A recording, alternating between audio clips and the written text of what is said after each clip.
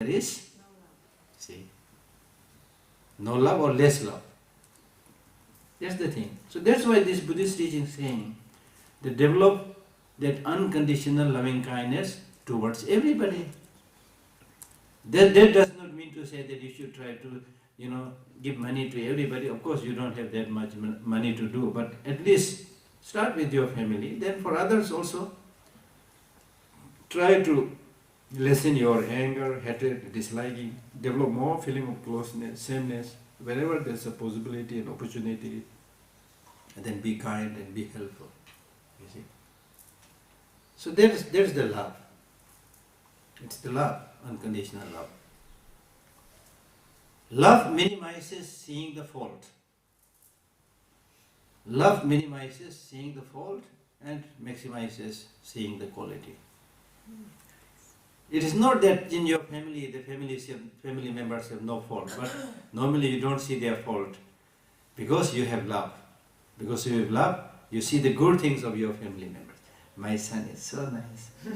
My daughter is so nice. And I have seen people, sorry to say that, but this is reality. A mother or father who has a son who is actually very ugly, maybe big head and some people are born like that, you see. But does this mother or father see his or son ugly? No. See? Beauty lies in the beholder, in the eye of the beholder. See, these are our regular experiences, and this is what is taught in Buddhism. But if you have that love, if you have that affection, if you have that pure perspective, then everybody looks different. If I don't have that love, don't have affection, then when I look here, why this man is looking at me like this? He doesn't seem to be good. Why this woman is looking at me like this? She doesn't look like a nice woman, She may not be doing anything, he may not be doing anything, but because of my suspicion, I think that he is doing something bad to me, she is doing something bad to me, things like that. You see. Even if somebody is doing something bad, so what? It's their problem, not your problem.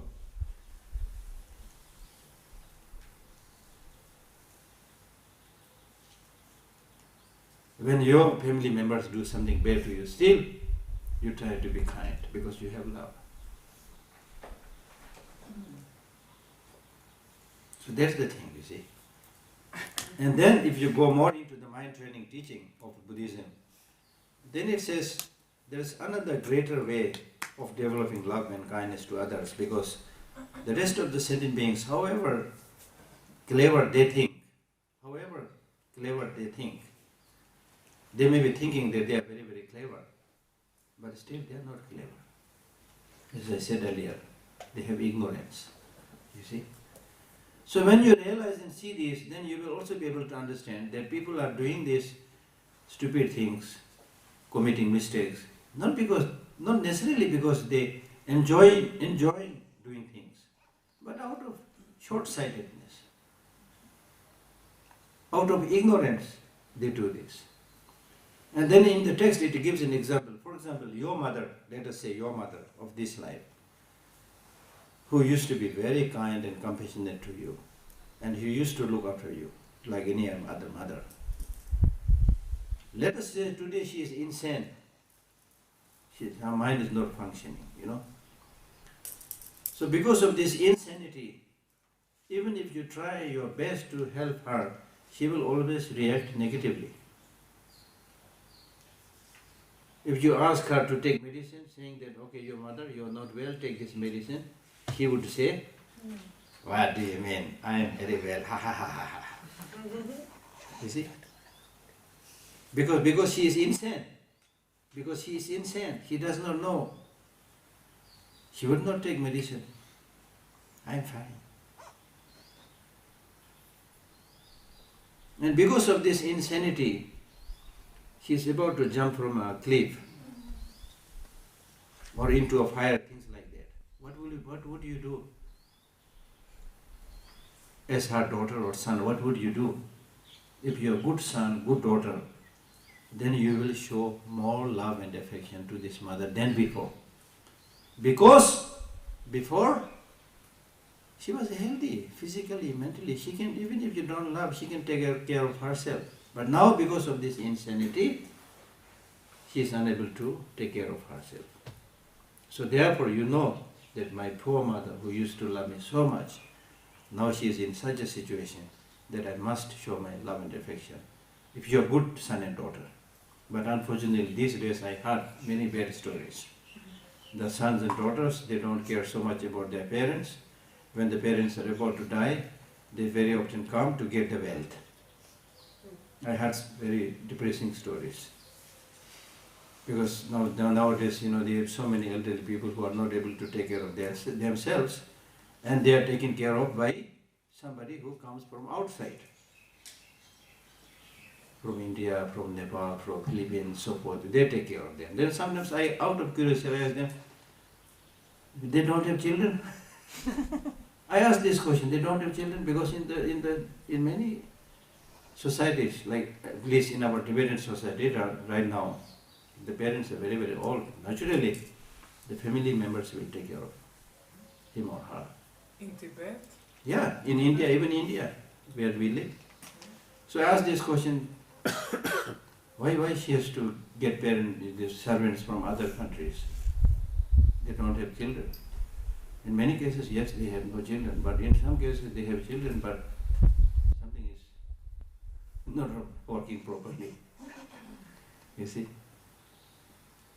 So therefore, when you see, if you're a good son and daughter, as I was saying, then when you see your mother in such a hopeless, desperate, difficult situation, you will show more love and affection and try your best to help that mother.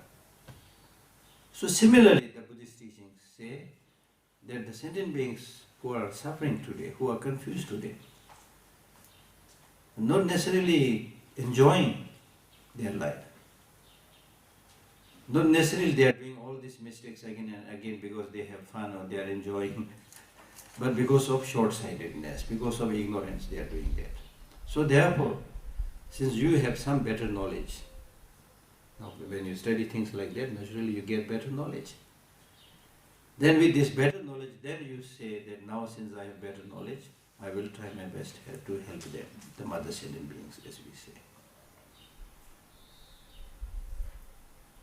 Clear? So let us read a little bit from the text.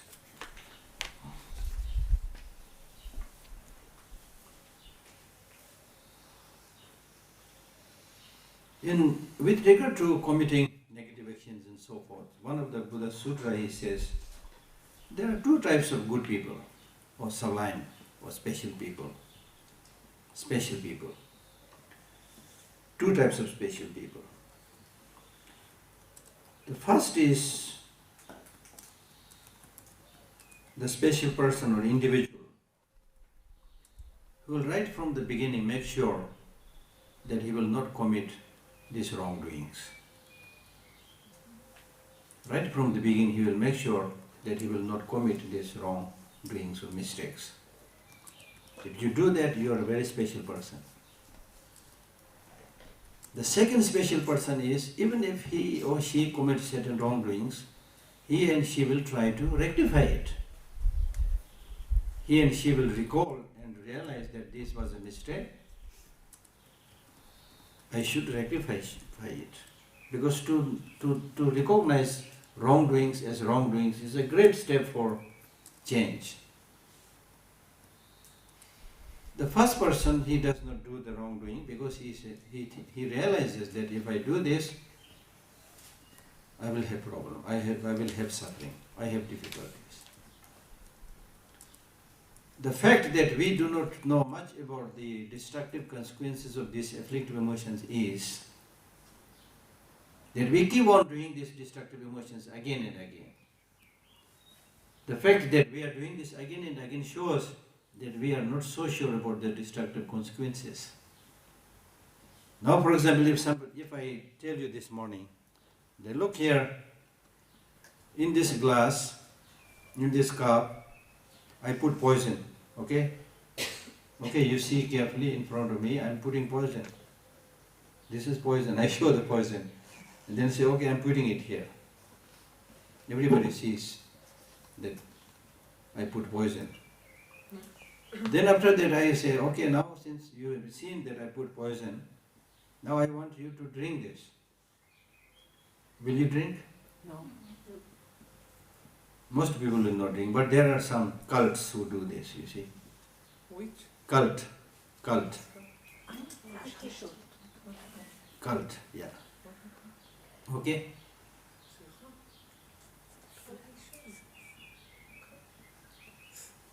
So, you will not drink. Because you know that this will kill you. You have strong belief that this will kill you. But when the teacher or somebody says, anger is poison, don't get angry, will you stop getting angry? You will not do that. One, of course it is not easy, you are habituated with that. Second, you will also join and say, yes, anger is bad, but deep down, you are not so sure. You are still thinking, the teacher said anger is bad, sometimes I need anger, you know. You are thinking like that, sometimes I need anger. So there is no convincing understanding of the destructiveness of anger and other negative emotions. So therefore it is very difficult to give it up. So therefore it is very important to reflect and think carefully about the destructiveness of each of these negative emotions. Like for example, as I said earlier, for example in the case of anger, the conflicts, killings that we are experiencing today in this world are due to anger. So you can see the consequences. And each of us, I'm sure, have some experience of the consequences of anger. We have experience. So you need to write those down. Don't forget. Don't forget. Don't forget. Because one way of doing Buddhist practice is that Nagarjuna in his letter to the friend, he says, when it comes to doing something good, positive, it should be like carving on the stone. It should be like carving on the stone. If you carve something on the stone, even if the stone breaks, but still the carving will be there. Okay? So when you do something good, it should be, motivation should be good, actual practice should be good, the dedication and conclusion should be good, that it should continuously stay in your mind. You get completely habituated into it. That should be there. When it comes to doing something negative, then they say it should be, the best is it should be like drawing on a water. When you draw something on the water, as soon as you draw, it vanishes. So similarly, as soon as you get angry, then immediately you should try to cool down and see the destructiveness of anger.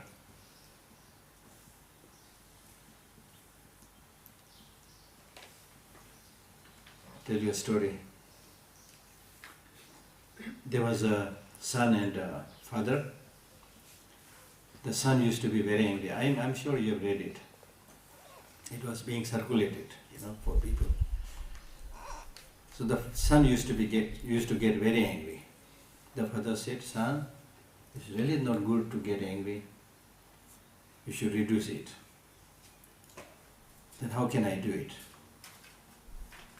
Then the father said, every time you get angry, you put one nail on the fence or somewhere. So he had many nails. Then he said, now you try not to get angry in a day. So whenever you're successful, then take one nail out. Then he did this practice for a long time. Then he was quite successful, that he was able to take all the nails out. Then he was very happy. The son was very happy. And he said, "Father, I am successful." See, now no nail. I've taken all the nails out. The father said, wonderful, but you can see the holes left behind. That was wonderful, but still you can see the holes, left there. So that means, these negative emotions do a lot of damage, a lot of destruction. So seeing that destructiveness, it's important to, immediately confess and regret and purify these negative emotions, just like drawing on the water. Another way of explaining, I'll give you a quite convincing example, which is more or less my example. If you had, let us say, a very close friend for the last 30 years, very close friend. In India we call jigri dost we call it. So it's something like hand and glove friend, as we say in English. So very close friend. 30 years, I'm saying. Not just friend, very close friend, almost like one person, as we say. But unfortunately, this morning during breakfast, we had some misunderstanding. So we had a little bit fighting, verbal fighting or whatever. Now see what happens after this. Now see, this is the drama of human life. Now after this, the two friends who have been such good close friends for the last 30 years, because of this 5 minutes fighting in the morning, they will part their ways. They will stop talking to each other. They will stop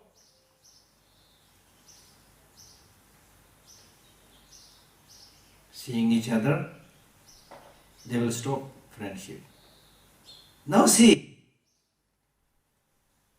they are able to remember that 5 minutes fighting, not able to remember 30 years of long friendship. That's what I'm saying. So that is our tendency. That's why in Buddhism we say we are strongly, ingrained in negative emotions. And that's why Nagarjuna was saying that try to immediately purify the negative emotions. Remember the good things. So during such a happening, such an occasion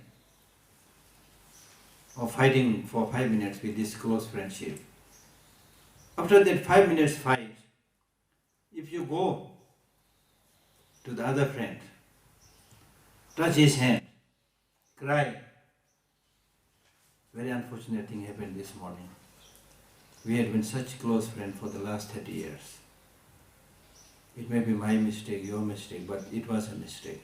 So please forgive me, I'm so sorry. If you do this, if you had the courage, that's the meaning of forgetting, immediately forgetting those wrongdoings.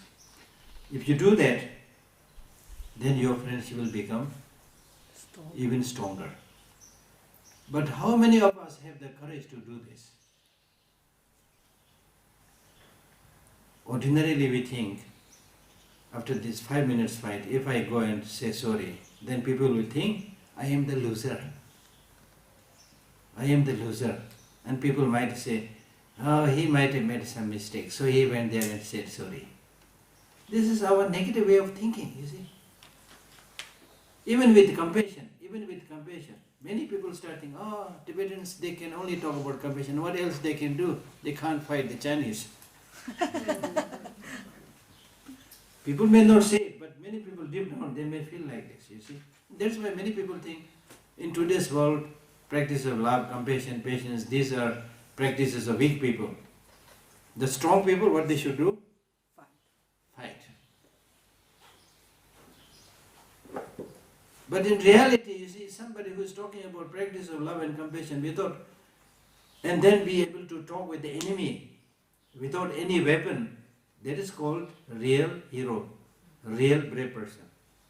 One who is sitting in an air-conditioned small room, pushing the button and killing thousands out in the battlefield.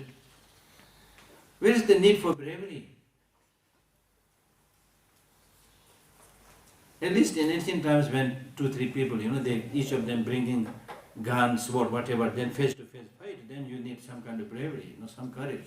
But today, with all these sophisticated machines, you hardly need any courage. So therefore, the real bravery or courage is when you have this inner confidence to deal with all problematic situations. Then you are real brave men or women. And we have so many stories of such brave men and women, not necessarily Buddhist. If you read, you must read. This is what I do. I don't read only Dharma books. I don't read only Dharma books. If you one day come to Dharamsala, maybe you can see my room is full of books of all kinds. I read I am not very fond of reading fictions also. I read real life stories. Like if you read the stories of people who suffered in the concentration camp, you see, I am reading one book right now. So according to this man, he says that at that very difficult time, when everything seemed hopeless, difficult, the one that gave him courage was one, remembering that still his family is waiting for him, so I should not give up. Second, that having seen all these enormous wrongdoings, he got this courage that if I am able to somehow get free from this, I will do the other way around. Do all the good things, you see. So that kind of thinking, positive thinking, give them the courage not to die or to be able to face all kinds of difficult situations. In the Tibetan situation itself, these are living stories. There's one monk who now still he lives in Dharamsala. He walks around with bent,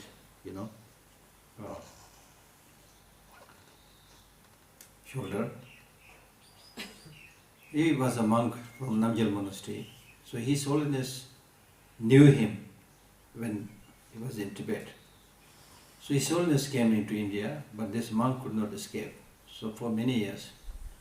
Then suddenly he was able to come from Tibet, already quite old. So he met His Holiness Dalai Lama, and His Holiness was just chatting with him. And His Holiness asked him, when you were he was in prison for, 14, 17 years, very long, many years. So His Holiness asked him, since you were in prison for so many years, you must have faced some risk and threat. Then he said, yes, I faced some real risk and threat. Real risk. So His Holiness thought it may be risk to his life. And he asked him, was that risk to your life? He said, no, not risk to my life, but the risk of forgetting compassion for the Chinese torturers. See? Because he had been all the time when the Chinese prison guards were torturing or mistreating him, he has always been meditating on compassion, I am now suffering a little bit, so no problem, but they are doing all these bad things, they are going to suffer. Because you cannot escape from that.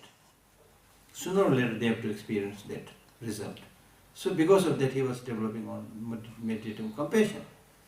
But when they continue to torture him, more and more, then sometimes there was a risk for him to forget compassion for them. So he said that was the risk. You see? I'm not saying all the Tibetans are like that. But still, there are people who are able to get benefit under such situations when they have that inner capacity and quality. Then I know another Tibetan doctor, physician, who also came from Tibet, already very old. Then he became personal physician to His Holiness, very good doctor, good expert. He also, when he was in the prison, he was always smiling, tried to show compassion and friendship to all the the prison guards and things like that. And then gradually, quietly, even the prison guards, they come to him for consultation. So here, he became quite popular in the prison itself. Like that. So if you have these inner qualities, then that will sustain you, protect you during turbulent, difficult times.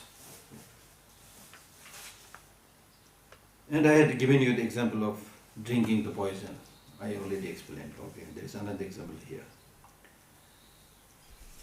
Then another important question is, since it is definite that we have all accumulated a lot of negative karmas, a lot of mistakes, can we purify it? Can we purify it? That's another important thing. Because sometimes when people don't have a complete understanding, then when they hear the wrongdoings and the possible negative consequences, they get horrified, especially in the West. Then they probably get depressed or things like that. So that's why he's talking about these possibilities of purifying the wrongdoings. And he says that it is the nature of all conditioned, impermanent phenomena, that you can do those things. You can accumulate negative karma, depending on causes, conditions. You can do those things. You being able to do those things means you will also be able to undo those things. You will also be able to purify these things. So that's why His Holiness the Dalai Lama always says that today, look, we are suffering from two kind of problems or disasters. One is natural disaster, like earthquake, tsunami, flood, whatever, natural disaster.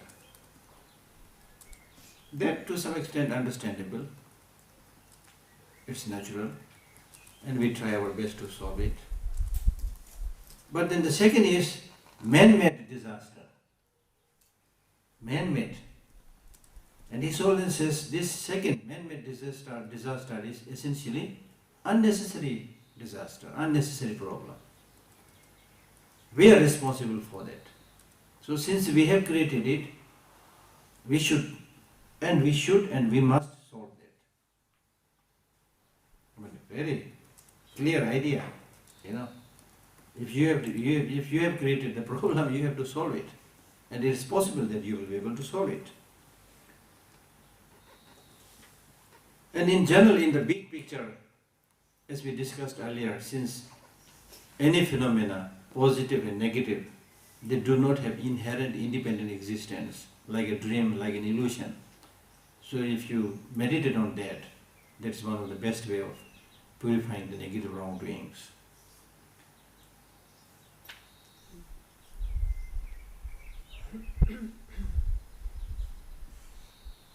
Even though they do not have inherent independent existence, but on the conventional level, you do bad things and experience bad result. You do good things and experience good result. So therefore it is important to purify the wrongdoings so that you don't have to experience their fruits. So therefore in the Buddhist teaching it talks about the four antidotal powers. Four antidotal powers for purifying these wrongdoings. The first power is the power of regret, that having done something wrong, then if you regret that this was wrong. Okay? So that's one way of purifying negative deeds. That means you already saw the destructiveness or uselessness of such an action, so you regret over what you have done. So that's one of the best way of purifying negative action. And second is that having committed certain negative action, you should try to purify it by talking about it to your teacher, your lama, or if you are doing some tantric practice, do some meditation on your personal deity, and also confess it in front of some important objects like the image of the Buddha, Dharma, Sangha, and so forth. Image of the Buddha. When I say image of the Buddha, to be able to sit before an image of the Buddha and to be able to practice, is it comfortable for you? Yes. No, in the Judaist tradition, you have image? No. Why I am saying this? Because I recall one friend from Israel. long, many years back, maybe 17, 18 years back. She came to Dharamshala and was very interested in Buddhism. So she asked me to help her. So I said, okay, you come to me because it will be very difficult for you to find somebody